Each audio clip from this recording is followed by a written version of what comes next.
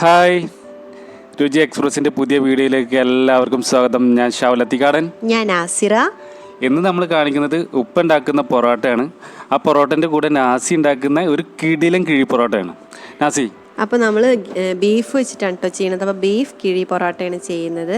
വളരെ സിമ്പിളാണ്. അപ്പോൾ അതിൻ്റെ ഫുൾ റെസിപ്പി നമ്മൾ കാണിക്കുന്നുണ്ട്. എല്ലാവരും എപ്പോഴും പറയുന്ന പോലെ സ്കിപ്പ് ചെയ്യാതെ കാണാം. ഓക്കെ.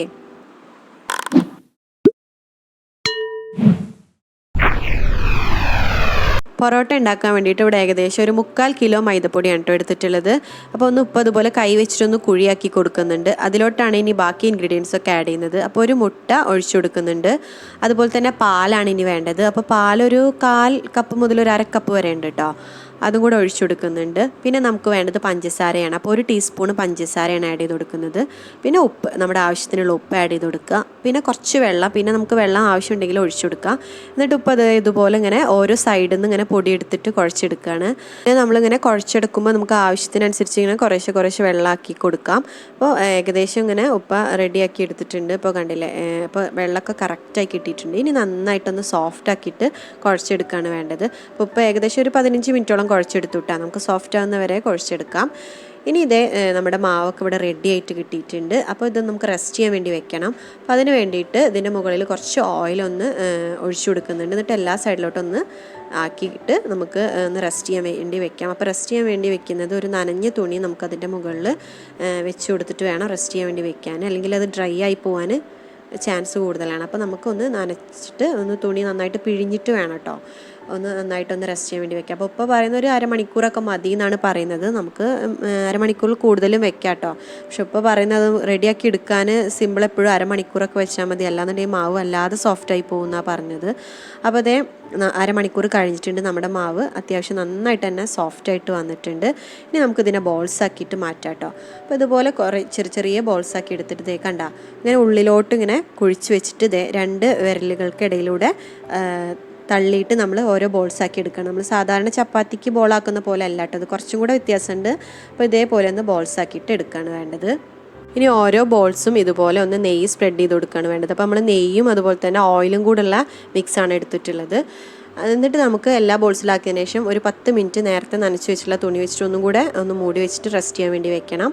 അപ്പോൾ ഏകദേശം ഒരു 10 മിനിറ്റ് കഴിഞ്ഞിട്ടുണ്ട്. അപ്പോൾ നമ്മളിത് ഇതുപോലെ ഒന്ന് കൈ വെച്ചിട്ടൊന്ന് പ്രസ് ചെയ്ത് കൊടുക്കുക. എന്നിട്ടാണ് നമ്മൾ വീശുന്നത്. അപ്പോൾ ആദ്യം നമ്മുടെ ഇടത്തെ കൈയുടെ 4 വിരലുകൾ മുകളിലോട്ടും തള്ളവിരൽ ബാക്കിലോട്ടായിട്ട് പിടിക്കുക. അതേപോലെ വലത്തെ കൈയുടെ 4 വിരലുകൾ താഴോട്ടും നമ്മുടെ തള്ളവിരൽ മുകളിലോട്ടായിട്ട് വെക്കുകയാണ് വേണ്ടത്.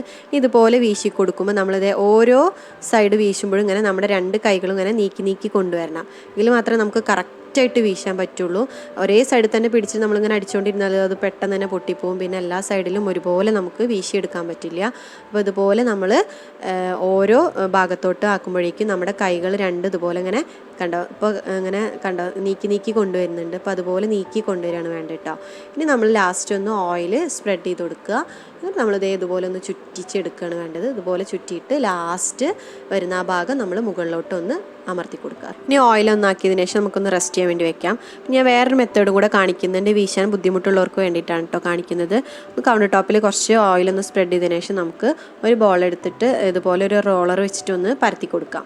അപ്പോൾ നമ്മൾ ചപ്പാത്തിയൊക്കെ പരത്തുന്ന പോലെ അങ്ങനെ നല്ല ഷേപ്പിലൊന്നും പരത്തണമെന്നില്ല കേട്ടോ. നല്ലോണം കനം കുറച്ചിട്ടാണ് പരത്തിയെടുക്കേണ്ടത്. അപ്പോൾ മാക്സിമം നമ്മൾ പരത്തി കൊടുക്കാൻ വേണ്ടി ശ്രമിക്കുക. അപ്പോൾ ഞാനിത് ഇതുപോലെ നന്നായിട്ട് പരത്തിയെടുത്തിട്ടുണ്ട്. നമുക്ക് താഴ്ഭാഗം കാണുന്നുണ്ട്. അപ്പോൾ അത്രയും നൈസാക്കിയിട്ടാണ് നമ്മൾ പരത്തിയെടുക്കേണ്ടത്. നമുക്കിതിൻ്റെ മുകളിലോട്ട് കുറച്ച് ഓയിൽ ഒന്ന് ആക്കി കൊടുക്കാം. അതുപോലെ തന്നെ കുറച്ച് മൈദപ്പൊടിയും കൂടെ ഒന്ന് വിതറി കൊടുത്തിട്ട് ഇനി ഇതൊന്ന് കട്ട് ചെയ്തെടുക്കുകയാണ് വേണ്ടത്. അപ്പോൾ ഞാനൊരു കത്തി വെച്ചിട്ട് ഇതുപോലെ ഇങ്ങനെ കട്ട് ചെയ്തെടുക്കുന്നുണ്ട്. മുഴുവനായിട്ട് തന്നെ നമ്മൾ കട്ട് ചെയ്തെടുക്കണം കേട്ടോ. എന്നിട്ട് നമ്മൾ നമ്മുടെ 2 കൈകൾ വെച്ചിട്ട് ഇതുപോലെ 2 സൈഡും ഒരുമിപ്പിക്കുകയാണ് വേണ്ടത്.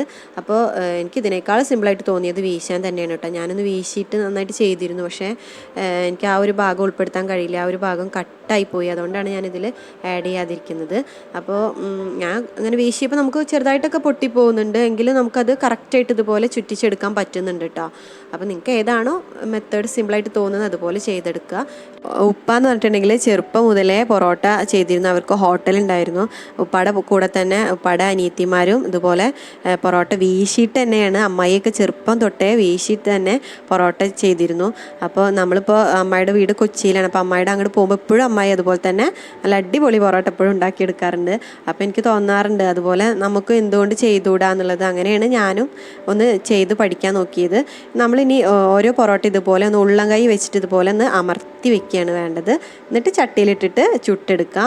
അപ്പോൾ ചുട്ടെടുക്കുമ്പോൾ നമ്മൾ എന്താ നോക്കേണ്ടതെന്ന് വെച്ചാൽ രണ്ട് സൈഡിലും നന്നായിട്ട് തന്നെ ഓയിൽ സ്പ്രെഡ് ചെയ്ത് കൊടുക്കണം. എങ്കിൽ മാത്രമേ അത് നന്നായിട്ട് മൊരിഞ്ഞ് നല്ല സോഫ്റ്റായിട്ട് നമുക്ക് കിട്ടുള്ളൂ. ഇനി ഇതുപോലെ 2-3 പൊറോട്ട വെച്ചിട്ട് ഇങ്ങനെ 2 കൈ വെച്ചിട്ട് ഇങ്ങനെ അടിച്ചെടുക്കുകയാണ് വേണ്ടത്. അപ്പോൾ ഈ അടിച്ചെടുക്കുമ്പോഴാണ് നമ്മുടെ പൊറോട്ട സോഫ്റ്റ് ആവുന്നതും അതുപോലെ തന്നെ ഇതുപോലെ ഇങ്ങനെ ലെയറായിട്ട് കിട്ടുന്നതും.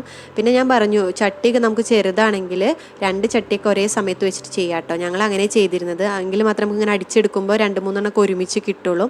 അപ്പോൾ ഇതേ കണ്ട തന്നെ നിങ്ങൾക്ക് മനസ്സിലാവും നല്ല സോഫ്റ്റും അതുപോലെ തന്നെ നല്ല ലെയറായിട്ട് കിട്ടിയിട്ടുണ്ട് പൊറോട്ട. നമുക്ക് ഏകദേശം ഒരു 15 പൊറോട്ട വരെയാണ് ഈ ഒരു മാവിൽ കിട്ടിയത് കേട്ടോ. എന്തൊക്കെ പറഞ്ഞാലും മലയാളികളുടെ വികാരം തന്നെയാണ് പൊറോട്ട. അതിനിപ്പോൾ വല്ല കോഴിക്കറിയോ മുട്ടക്കറിയോ എന്തായാലും ഇനിയിപ്പോൾ ബീഫ് കിട്ടിക്കഴിഞ്ഞാൽ പിന്നെ പറയണ്ട, കിടിലം തകർക്കും. എന്തായാലും നമ്മളിവിടെ ബീഫ് റോസ്റ്റ് ഇവിടെ റെഡിയാക്കി എടുത്തിട്ടുണ്ട്. അപ്പോൾ ബീഫ് റോസ്റ്റിൻ്റെ എന്താ പറയുക ഡീറ്റെയിൽസ് ആയിട്ടുള്ള വീഡിയോ ഒന്നും ഞാനിവിടെ ഇടുന്നില്ല. ഞാൻ മുന്നേ ചെയ്തിട്ടുണ്ട്. അതിൻ്റെ ലിങ്ക് ഞാൻ താഴെ ഡിസ്ക്രിപ്ഷനിൽ ഇടുന്നുണ്ട് കേട്ടോ. അപ്പോൾ നമുക്ക് കിഴി റെഡിയാക്കി എടുക്കാം അല്ലേ. അപ്പോൾ അതേ ഞാനിവിടെ വാഴയിലൊന്ന് വാട്ടിയെടുത്തിട്ടുണ്ട്. പിന്നെ സവാള, അതുപോലെ തന്നെ ചെറിയൊരു തക്കാളി, പിന്നെ ഒരു പച്ചമുളക്, അതുപോലെ തന്നെ കുറച്ച് മല്ലിച്ചപ്പ്, ഇത്രയും ഞാൻ ചെറുതായിട്ട് കട്ട് ചെയ്തെടുക്കുന്നുണ്ട്. ഇനി നമുക്ക് കിഴി എങ്ങനെ സെറ്റ് ചെയ്യാമെന്ന് നോക്കാം. അപ്പോൾ ഞാനിത് ആദ്യം 2 പൊറോട്ട വെച്ച് കൊടുക്കുന്നുണ്ട്. അതിൻ്റെ മുകളിലിട്ട് നമ്മുടെ കിടിലം ബീഫ് റോസ്റ്റ് ഒന്ന് ഇട്ട് കൊടുക്കുക. അപ്പോൾ നമുക്ക് ചിക്കൻ ആണെങ്കിൽ ചിക്കൻ റോസ്റ്റ് ഇട്ട് കൊടുക്കാം, അല്ലെങ്കിൽ മട്ടൺ റോസ്റ്റൊക്കെ ഇട്ട് കൊടുക്കാം കേട്ടോ. ഞാനിവിടെ ബീഫാണ് റെഡിയാക്കി എടുത്തിട്ടുള്ളത്. അപ്പോൾ ബീഫ് ഇട്ട് കൊടുക്കുന്നുണ്ട്. അപ്പോൾ നമുക്ക് ആവശ്യത്തിന് എത്രയാണോ വേണ്ടത് വെച്ചാൽ അത്രയും ബീഫ് റോസ്റ്റ് ഇട്ട് കൊടുക്കുക. പിന്നെ വല്ലാതെ ഗ്രേവി ഉണ്ടാവാതിരിക്കുകയാണ് നല്ലത്. കാരണം കുറച്ച് കഴിഞ്ഞാൽ അതിൻ്റെ നീര് വല്ലാതെ ഇറങ്ങി വരാൻ സാധ്യതയുണ്ട്. അപ്പോൾ നമ്മളിത് ഇനി ഇതിൻ്റെ മുകളിലോട്ട് കുറച്ച് കൊത്തി അരിഞ്ഞിട്ടുള്ള സവാള ആഡ് ചെയ്ത് കൊടുക്കുന്നുണ്ട്. അപ്പോൾ നമുക്ക് എത്രയാണോ സവാള വേണ്ടത് വെച്ചാൽ അത്രയും ആഡ് ചെയ്ത് കൊടുക്കാം. അത് കഴിഞ്ഞിട്ട് കുറച്ച് തക്കാളി ഇതുപോലെ ആഡ് ചെയ്ത് കൊടുക്കുക. അപ്പോൾ പിന്നെ അതുപോലെ തന്നെ ഞാൻ പച്ചമുളക് ആഡ് ചെയ്ത് കൊടുക്കുന്നുണ്ട്. അപ്പോൾ അതേ ഒരു പച്ചമുളകാണ് കേട്ടോ എടുത്തിട്ടുള്ളത്. നമ്മുടെ എരിവിനനുസരിച്ച് നമുക്ക് പച്ചമുളക് ആഡ് ചെയ്ത് കൊടുക്കാം. പിന്നെ ഒരു പിടി ഇതുപോലെ മല്ലിച്ചപ്പും കൂടെ ആഡ് ചെയ്ത് കൊടുക്കാം. ഇനി നമുക്കിനി വേണമെന്നുണ്ടെങ്കിൽ ക്യാരറ്റ് ഗ്രേറ്റ് ചെയ്തൊക്കെ ഇട്ട് കൊടുക്കാം കേട്ടോ. അതുപോലെ ക്യാപ്സിക്കം വേണമെങ്കിൽ ആഡ് ചെയ്യാം. പക്ഷെ ഞാൻ ഇത്രയാണ് ആഡ് ചെയ്യുന്നുള്ളൂ. പിന്നെ നിങ്ങൾ കരുതുന്നുണ്ടാവും എന്തിനാ അപ്പോൾ ഒരു ബീഫും പൊറോട്ടയും കൂടെ കഴിച്ചാൽ പോരെ എന്നൊക്കെ തോന്നും. പക്ഷേ നിങ്ങൾ ഇതുപോലെ ഒന്ന് ട്രൈ ചെയ്ത് നോക്കൂ. ഇതുപോലെ കിഴി വെച്ചിട്ടൊന്ന് ട്രൈ ചെയ്ത് നോക്കും. നല്ല ടേസ്റ്റാണ്. മാത്രമല്ല നമ്മൾ പൊറോട്ട ഒന്നും കൂടെ ആ ബീഫിൻ്റെ ഗ്രേവി ഇറങ്ങിയിട്ട് നല്ല സോഫ്റ്റായിട്ട് ഒരു പ്രത്യേക ടേസ്റ്റാണ്. വാഴയിലൊക്കെ പൊതിഞ്ഞെടുക്കുമ്പോൾ ഒരു പ്രത്യേക ടേസ്റ്റാണ്. അത് പറഞ്ഞറിയിക്കാൻ പറ്റില്ല. ഞാൻ വെറുതെ പറയല്ല. എല്ലാവരും ഇനിയിപ്പോൾ നമുക്ക് പൊറോട്ട ഒക്കെ ചെയ്തെടുക്കാൻ ബുദ്ധിമുട്ടാണ് തോന്നുകയാണെങ്കിൽ കടയിൽ നിന്ന് വാങ്ങിച്ചിട്ട് ഇതേപോലെ ഒന്ന് വെച്ച് ചെയ്ത് നോക്കൂ. നല്ല അടിപൊളി ടേസ്റ്റാണ്. അപ്പോൾ ഇനി നമുക്കിതൊന്ന് കിഴിയാക്കി എടുക്കാം. അതിന് വേണ്ടിയിട്ട് ഞാനിത് ഒരുമിച്ച് ഇങ്ങനെ കൂട്ടി വെച്ചിട്ട് വാഴനാര് വെച്ചിട്ടാണ് കെട്ടിക്കൊടുക്കുന്നത്. അപ്പോൾ ഇതുപോലെ ടൈറ്റ് ചെയ്തിട്ടൊന്ന് കെട്ടിക്കൊടുക്കുക. അപ്പോൾ നമ്മുടെ കിഴി ഇവിടെ റെഡി ആയിട്ടുണ്ട്. അപ്പോൾ നമുക്കിനി ഇതൊന്ന് പൊള്ളിച്ചെടുക്കാം. അതിന് വേണ്ടിയിട്ട് ഞാനൊരു പാൻ അടുപ്പത്ത് വെച്ചിട്ട് 1 ടീസ്പൂണ് വെളിച്ചെണ്ണ ആഡ് ചെയ്ത് കൊടുക്കുന്നുണ്ട്. ഇതിലോട്ടാണ് ഞാൻ കിഴി വെച്ച് കൊടുക്കുന്നത്. അപ്പോൾ ഞാൻ 2 കിഴി ഇവിടെ റെഡിയാക്കി എടുത്തിട്ടുണ്ട്. ആ 2 കിഴിയും ഒരുമിച്ച് വെക്കുന്നുണ്ട്. അപ്പോൾ നമ്മൾ പ്രത്യേകം ശ്രദ്ധിക്കേണ്ടത് എന്താണെന്ന് വെച്ചാൽ നമ്മുടെ ഫ്ലെയിം ലോ ഫ്ലെയിമിലായിരിക്കണം കേട്ടോ. അപ്പോൾ നന്നായിട്ടൊന്ന് അടച്ചു വെക്കണം. ആവി പോവാത്ത രീതിയിൽ നന്നായിട്ട് ടൈറ്റ് ചെയ്തിട്ട് അടച്ചു വെക്കുക. അപ്പോൾ ഏകദേശം ഇതേ ഒരു 10 മിനിറ്റ് കഴിഞ്ഞിട്ടുണ്ട്. നമ്മുടെ കിടിലം കിഴി ഇവിടെ റെഡി ആയിട്ടുണ്ട്. അപ്പോൾ ആവിയിൽ പൊള്ളിച്ച് വെന്ത് കുട്ടപ്പനായ കിഴി റെഡി ആയിട്ടിരിക്കുകയാണ്. ഇനി നമുക്കത് തുറന്ന് നോക്കാം. അപ്പോൾ നോക്കി നോക്കൂ, നമ്മുടെ പൊറോട്ടയിലേക്കൊക്കെ ഗ്രേവി നന്നായിട്ട് ഇറങ്ങിയിട്ട് പൊറോട്ട നല്ല സോഫ്റ്റ് ആയിട്ടുണ്ട്. അതുപോലെ തന്നെ ബീഫ് ഒന്നും കൂടെ സോഫ്റ്റായി കിട്ടിയിട്ടുണ്ട്.